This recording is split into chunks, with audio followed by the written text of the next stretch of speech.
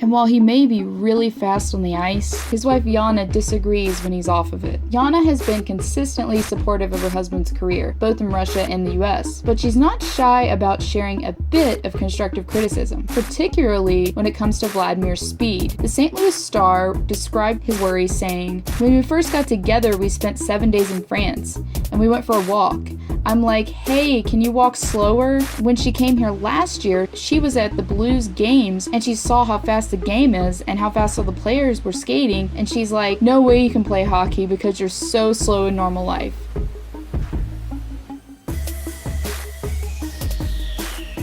He has signed the most expensive contract in franchise history, with signing an 8-year, $60 million contract. The deal carries a cap of $7.5 million, making Tarasenko the Blues' highest-paid player in terms of annual value. As a result, in the year of 2015, he was the 7th highest paid winger in the NHL. The deal came on the heels of a breakout season in which he scored 37 goals and recorded 73 points in 77 games, good for 10th in overall league scoring. He had been a restricted free agent, meaning he was free to sign on an offer sheet with any team. Instead, the Blues locked him up for 8 years, which is the maximum allowable contract length under the current CBA.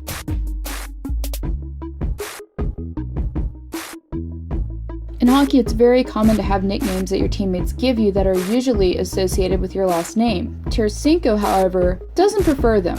After being number 16 overall pick in the 2010 draft, the Russian player who Blues fans knew little about at the time, former director of amateur scouting Jarmo Kekalainen, tried to give everyone a picture of Tarasenko's style. "He's a tank," he said. From then on, Blues fans began to call Tarasenko Tank. Back then, even teammates were using that nickname, but they soon found out that he wasn't fond of it, leading some to call him Frank instead, a reference to the character Frank the Tank from the movie Old School. As Tarasenko had ascended into one of NHL's top players over the past 4 seasons, at the time, Frank had faded too. As it turns out, Tarasenko isn't fond of nicknames in general, prefer to be called Vladimir, Vladdy, or even Vova. Vova is the shortened version of Vladimir, like Mike is to Michael. He says, "My point, in Russia nicknames are like for dogs," Tarasenko said recently. "Dogs can have a nickname. Nobody uses nicknames for people in Russia. We use names. You're supposed to respect their names. You look more smart if you use the names." But beyond the distaste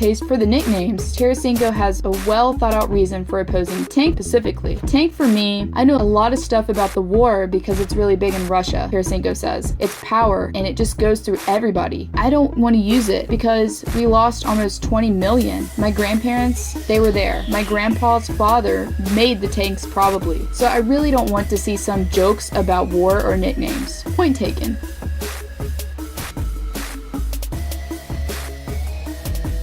Born in Siberia, Vladimir was immediately installed with a tough mentality and was used to going on long walks in 40 below weather. His grandfather was the director of a football school, and together he and Vladimir always walked to the sports hall. It used to take around 3 or 4 hours, even if it was negative 40 outside. They always went.